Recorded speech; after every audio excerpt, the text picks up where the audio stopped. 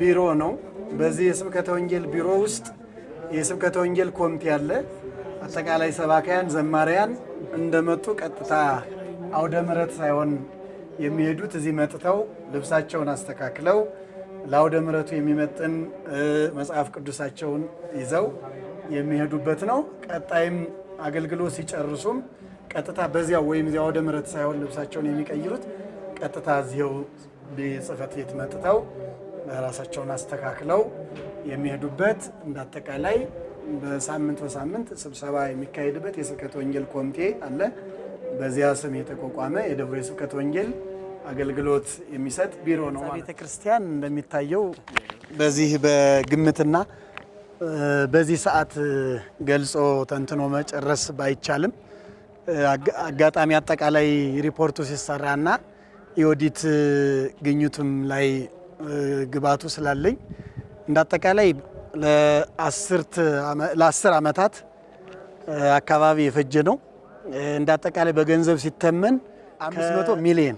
500 ሚሊዮን እንደፈጀ በይሄንን የሚያስተባብር አንድ በጎ አድራጊ ኢንጂነር ነጋ አዲሱ የሚባል ባለሙያ አለን። በማቴሪያልም በገንዘብም በአጠቃላይ ገቢም ሙሉ ጥናት የሰሩ የግባት እና የአጠቃላይ ኦዲት ኮሚቴዎች ተቋቁመው ስለነበረ በመረቃቱ ጊዜ 500 ሚሊዮን ብር እንደፈጀና ያው ጥራቱን የጠበቀ ውብ የሆነ ህንፃ እንደሆነ ያው በእይታ የምናየው መሆኑን ለማረጋገጥ እወዳለሁ። 470 ላይ ያረፈ ህንፃ ነው። ግራውንድ አለው። ግራውንዱ እንደዚያው በውጭ በኩል እንደላይኛው መጋዘን በውጭ በኩል መግቢያ ተሰርቶለት የተጠናቀቀ ነው። እሱ ለአንዳንድ የቤተ ክርስቲያኑ ግብዓት የሚሆንና አገልግሎቱን የሚደግፍ የልማት ገቢ እንዲሆን የታሰበ ነው። ላይኛው ሁለት ፓርቲ ያለው ስለሆነ አንደኛ ላይ ያለው ህንፃ ያኛው ፊት ለፊት የምናየው የሰንበቴ ቤት የተለያዩ ሰንበቴ ማህበራት አሉ።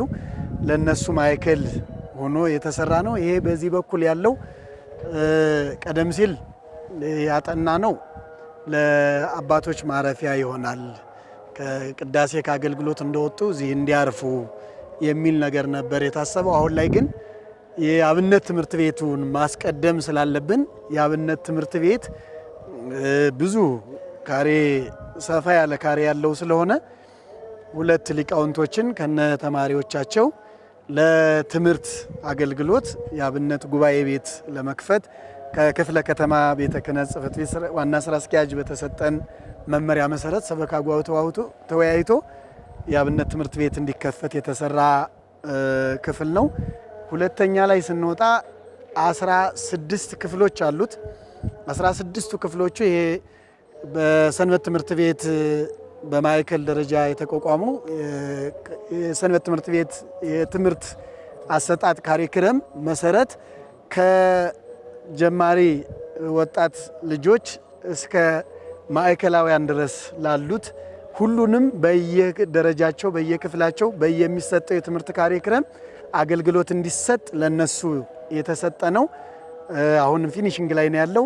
የመጨረሻው ፍሎር ሁለት አዳራሽ እንደላይኛው አዳራሽ ሁለገብ ሆኖ ለሰንበት ትምህርት ቤት ለአንዳንድ ስልጠና እነሱም ተሰባስበው የጋራ ጥናት የሚያጠኑበት እንዲሁም ደግሞ ደብሩም ሲፈልግ ማህበረ ካህናትን ስልጠና የሚሰጥበት ለተለያዩ ውይይቶች የምንሰባሰብበት እንደዚሁም በማዕከል ደረጃ ስልጠናቸው የሚሰጡበት ሆኖ ከሁለት የተከፈለ ትልልቅ አዳራሾችን የያዘ ህንፃ ነው። አሁን በቅርብ እስከ ትንሣኤ ባለ እናስመርቃለን ብለን በሰበካ ጉባኤ እቅድ ውስጥ የተካተተ ነው። የምናያቸው ሁለት G+1 የሚባል ህንፃ ነው። ቀደም ሲል ህንፃ ቤተክርስቲያኑ ከመመረቁ በፊት የተሰራ ነው። የፊት ለፊት የምናየው በወቅቱም የህንፃ ኮሚቴ ቢሮ ሆኖ ያገለገለ ነው። አሁንም የሚሰሩ ልማቶች ስላሉ አሁንም በዚያው የቀጠለ ነው። ከዚያ ቀጥሎ ያሉት አራቱ ጽሕፈት ቤቶች የሰንበት ትምህርት ቤት የኮምፒውተር አመራሮች ተሰባስበው ሀሳቦችን የሚወስዱባቸው ለነሱ የተሰጡ ናቸው። አንደኛ ፍሎር ላይ ያለው ከጫፍ ጀምሮ እስከዚያ ድረስ በውስጡ በጣም እጹብ ድንቅ የሆኑ ስራዎች የተሰሩበት የአባቶች ማረፊያ ነው። በአንድ ፍሎር ውስጥ 6 አባቶች ያርፋሉ። ለስድስቱም የራሳቸው አልጋ አለ፣ ተደራራቢ የራሳቸው ፍርናሽ አለ። የካህናት የመላ አገልጋዮች ካህናት በአንድ ክፍል ውስጥ 6 አባቶች ይኖራሉ። የራሳቸው አልጋ አላቸው፣ የራሳቸው ፍርናሽ አላቸው፣ የራሳቸው አምፖል ራሱን የቻለ የግላቸው ሶኬትን ያማላ ለእያንዳንዳቸው ተደራራቢውን ከላይ ከዋና ጣራ የወረደ ሳይሆን በጎን ሶኬት ላይናቸው መጽሐፍ ለማንበብ የሚመች አምፖል ያለው ራሱን የቻለ ደግሞ ለስድስታቸውም የቁም ሳጥን መጻሕፍቶቻቸው የሚያስቀምጡበት አልባሳታቸውን የሚያስቀምጡበት የራሳቸው እያንዳንዳቸው ቁልፍ የተሰጠ የአባቶች ማረፊያ ሆኖ ሕንጻ ቤተክርስቲያኑ ከመመረቅ በፊት የተሰራ ነው። አሁንም አገልግሎት እየሰጠ ነው። ዲያቆናቱና መነኮሳቱ ብዙ ጊዜ እዚያው ነው የሚኖሩት። ባለ ሕጋውያን ካህናት ያው ተመላለሾች ናቸው። ለአገልግሎት ሲመጡ የሚያርፉበት ነው ማለት ነው።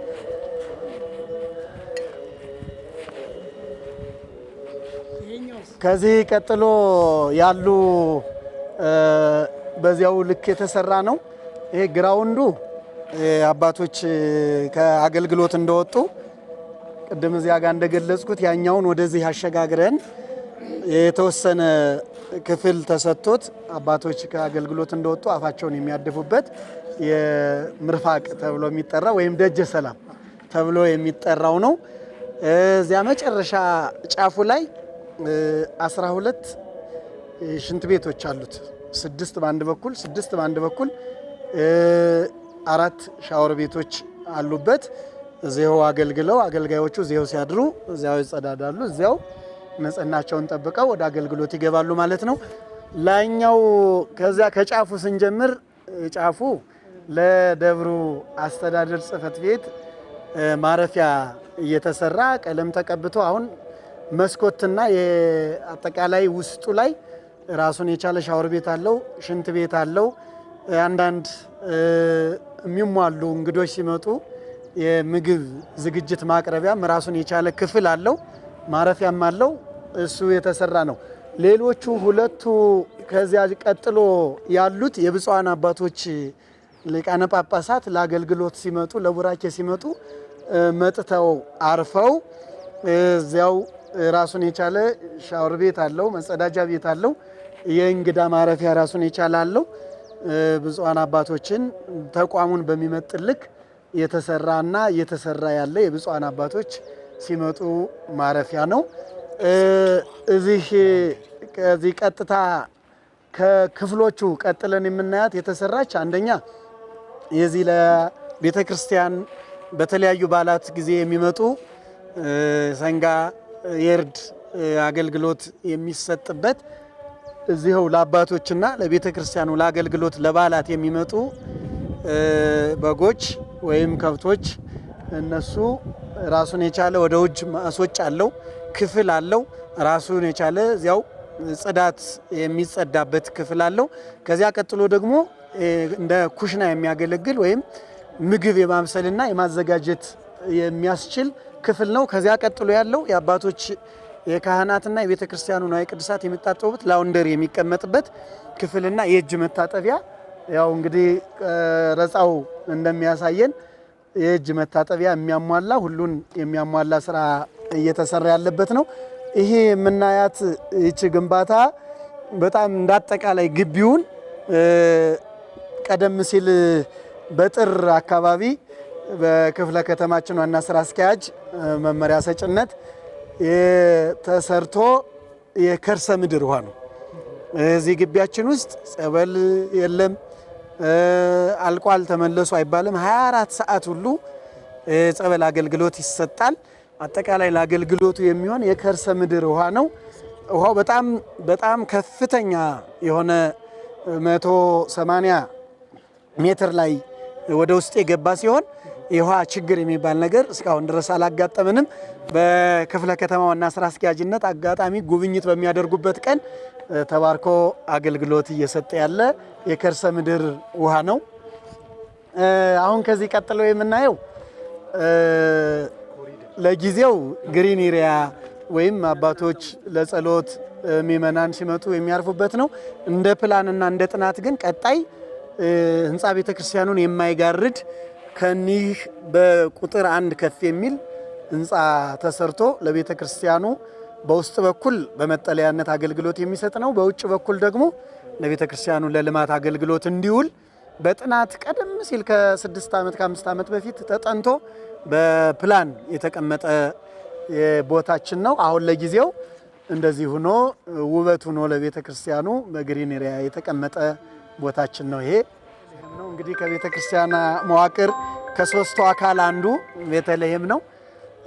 ውስጡ ሌላ ክፍል ፍም ማፋሚያ ለብቻው የተሰራለት ነው። እንዳጠቃላይ ደግሞ ኤሌክትሪካልም ሁሉ ነገር የተገጠመ ነው እስከ ጉልላቱ ድረስ። እንግዲህ ካሬውን ወይም ስፋቱን ለመናገር ያው ሙያዊ ሐሳብና በሰነድ መያዝ ስለሚያስፈልግ ነው እንጂ ውብ ድንቁ ነው። ራሱን የቻለ አንድ ቤተክርስቲያን መሆን የሚችል ሆኖ የተሰራ መሆኑን ያው በእይታ ማየትና ማረጋገጥ ይቻላል።